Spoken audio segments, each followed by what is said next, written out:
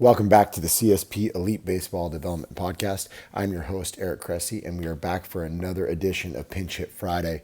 Last week, I shared a podcast that related heavily to the assessment side of things. We talked a lot about key characteristics of assessments, particularly in the baseball community, but something that's really applicable for a larger population as well.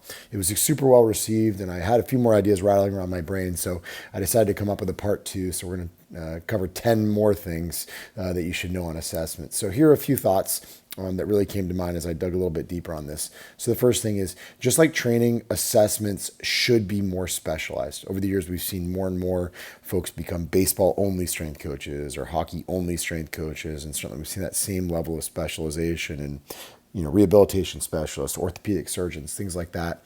I think as the sports performance and even personal training worlds get more specialized, the assessments we need to utilize with our clients need to be correctly matched up to the people in front of us. As an example, rotator cuff strength tests are going to be huge for a baseball player, but relatively insignificant for a soccer population. We weight a single leg squat test as less significant for a kayaker than we would for someone who plays basketball for a living. So the goals of the client and the functional demands of their sport really guide what assessments you use, both in terms of which ones we perform and how we actually would weight or value the results. That said, the challenge is that you can't test everything, so it's important that you prioritize. If we used every single screen/assessment under the sun, the evaluation would last all day, and we'd spend an entire session telling someone just about everything that's wrong with them. I'd much rather use this time to build some rapport, start to get to work on a training program, all that set of things. So a VO2 max test, for example, isn't going to be high on my priority list for baseball players, even if it might shed some light on their aerobic base. But I can probably get the information I need just as easily and much more affordably by taking a quick resting heart rate measurement. I'd rather spend my time doing things like Proteus assessments, force plates, throwing a bullpen, breaking down what they're doing from a skill/competency standpoint.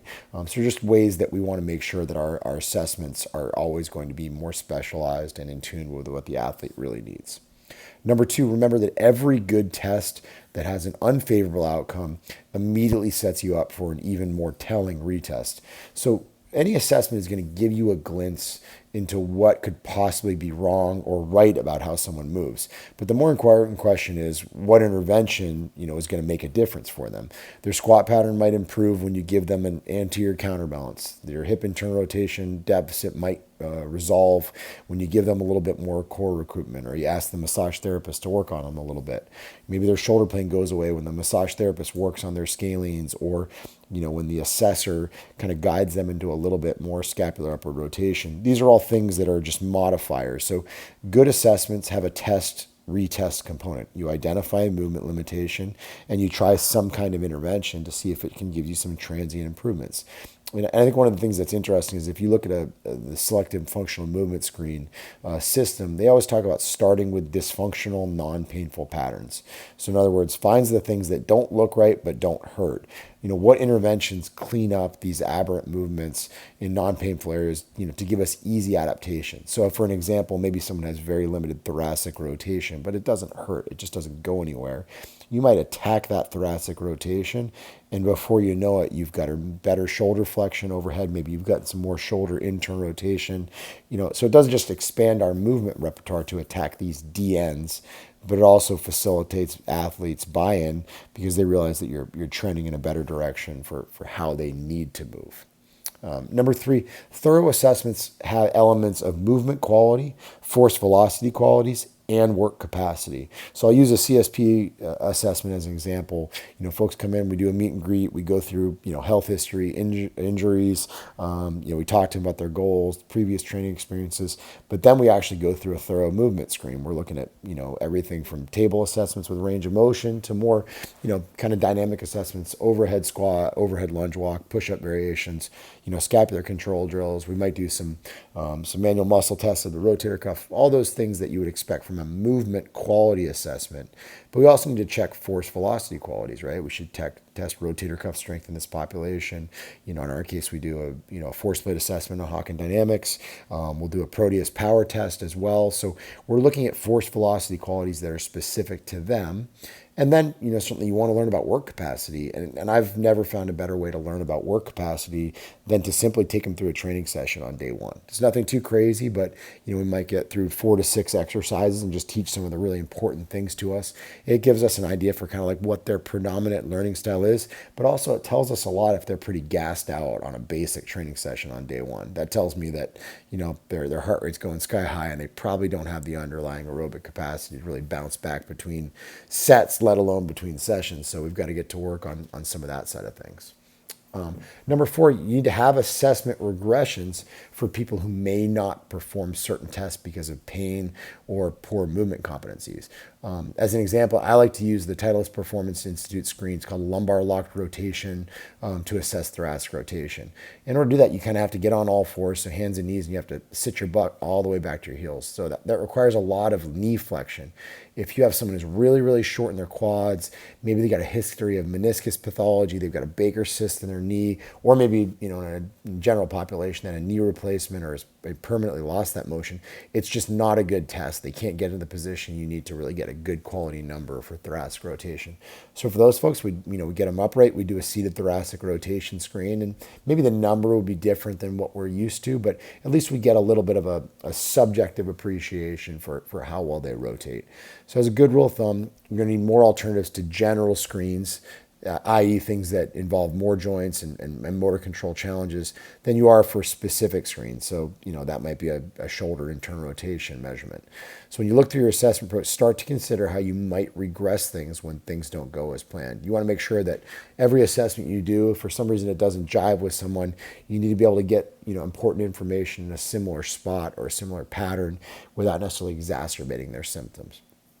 Number 5, don't overlook evaluating training technique as a means of assessment. We talked about the training program on the first day being a way of looking at work capacity and learning like how they learn. But, during almost every evaluation of someone who's struggled with pain or performance, which we both know is pretty much everyone, I look at technique exercises they commonly perform. So for pitchers, this might be their arm care exercises. Classic example I use a lot is if someone's doing a prone horizontal abduction. It's also known as a T. We see a lot of people whose elbows drop and they're doing it at about 70 degrees of shoulder elevation instead of getting all the way up to a true 90, which puts them in the right line of pull. So it's kind of like a tripwire for me that tells me that there's probably some technical shortcomings that we need to be mindful of. We may look at video of a bullpen. If you're coaching powerlifters, it might be technique on a squat, bench, or deadlift. As much as our assessment protocols can be thorough, they'll never fully offer the specificity that comes from watching people actually train or compete. And that's why I love to get good work in on day one and help people get closer to their goals at the same time. Number 6, don't use tests to embarrass people. You don't maybe see this quite as much in an athletic population, but if you know someone's going to fail miserably on a screen, don't test. If you have an athlete who's incredibly rigid, they have no ankle mobility, they have poor strength to body weight ratio, it might not be worth you doing an overhead squat, overhead lunge test. If you've got a woman who needs to lose 200 pounds, she's not going to do well on a push-up test. You can assume that her upper body strength and core stability aren't enough to handle her body weight. So I always keep coming back to this. The assessment is your chance to build rapport and show that you care about the person in front of you. So you throw a barrage of impossible tests at someone, only makes them feel inadequate, and it draws a big barrier between them. One of the things I'm really mindful of is if we have a young athlete, who's just, maybe a little bit overweight, doesn't have experience in the weight room, like we try to avoid doing shirtless screens if it's going to create, some level of discomfort. We definitely avoid doing it, on the floor in front of other athletes. If we're going to do those postural screens, we want to make sure it's in the office and a little bit more of a private locale. But you just got to always be mindful of the level of intimidation that an athlete may have in a new environment, or just, how they may not be comfortable failing in front of others. So just be mindful of how it impacts your ability to develop rapport with them early on. Number 7, good assessments always watch for straining. This is something I've watched for a lot more in recent years after being around some quality manual therapist. And knowing this is one of the things that I think I do poorly is, you'll watch me doing a training program and, all of a sudden my neck is just, gritting to the max just because I'm trying so hard to put tone anywhere I possibly can. I think, jaw clenching when you test rotator cuff strength, maybe like making an aggressive fist when you go to check somebody's active straight leg raise, watching for changes in accessory tone can give you a glimpse into where you might get the best benefit with your manual therapy work and how you might coach them differently while they're training. An example I always use with people is if you imagine a 10-year-old kid taking a really hard test in school. Some kids just squeeze the pencil with a death grip. Some people really clench their jaw like crazy. Some people are foot tappers.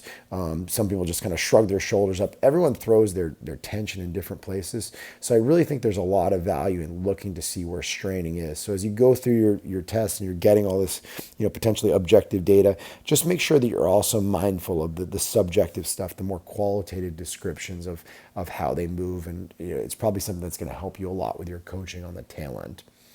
Number 8, the best outcome in an assessment might actually be a referral for a more thorough assessment.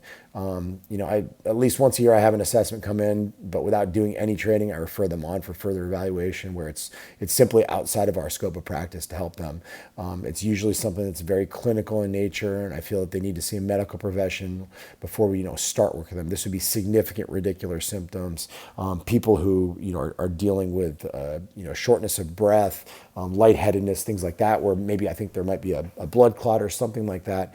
It doesn't happen often, but I'm never shy about punting them when I feel that someone else is better equipped than I am to help the person in front of me. I talked about this in last week's podcast as well, and I just think it warrants reiteration. All the best people I know in this profession or any other one are super happy and always really, really quick to collaborate with folks in allied health disciplines because multiple bright minds are better than one, and a lot of these conditions can be very, very specialized.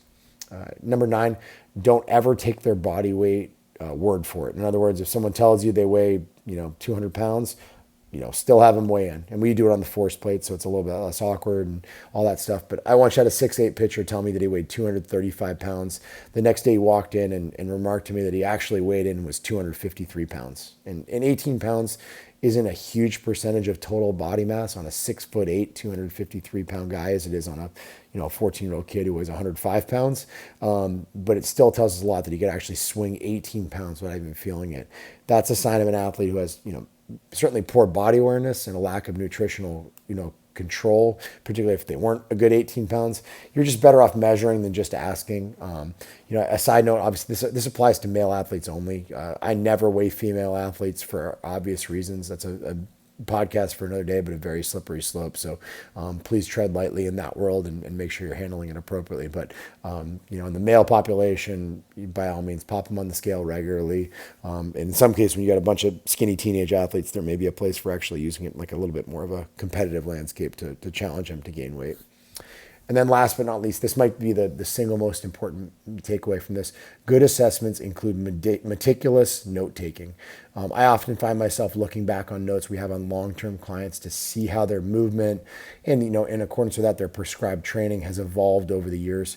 It wouldn't be possible if I wasn't very detailed in my note-taking. This is something I'm always striving to improve upon. So we want to create, systems in our business that are really sustainable across, many, many years.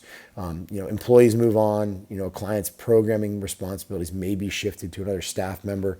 Sports medicine professionals may want to work, from home on some of our notes. So, they may need to have, distance access versus a pen and paper in the office if they're working on a program and they need the assessment results. We also have to communicate with teams in some cases on post-rehab cases, and they want to kind of know what we're working on with athletes. So it's always helpful to have that information available if an athlete wants us to communicate with their team or their agent. But you want to share what we may have discovered with a player and how we plan to manage them. And also we want to have good collaborative discussions so that when those athletes go back in season, they may be on the other side of the country, we're in a position to just, advocate for them and help provide some information that may be helpful. The more you document, the more prepared you're going to be in those situations when collaboration is necessary. But most importantly, whenever I write a new program for a client, I have their evaluation form and their previous program open on my computer. I want to see what I initially noticed and put it alongside the up-to-date programming so I can verify where we are in our progressions. It's, this kind of documentation that allows me to program for many, many athletes who are not only in our facility, but across the country and overseas. I think it's something that served us really well. And I don't always see that same level of organization, certainly in the private sector or even in, some college and professional sports. So hopefully this two-part series, was helpful and that you took some key things away that'll help you with, learning more about your athletes and most importantly, driving, training decisions so that you can give them the best outcomes possible. Thanks for listening.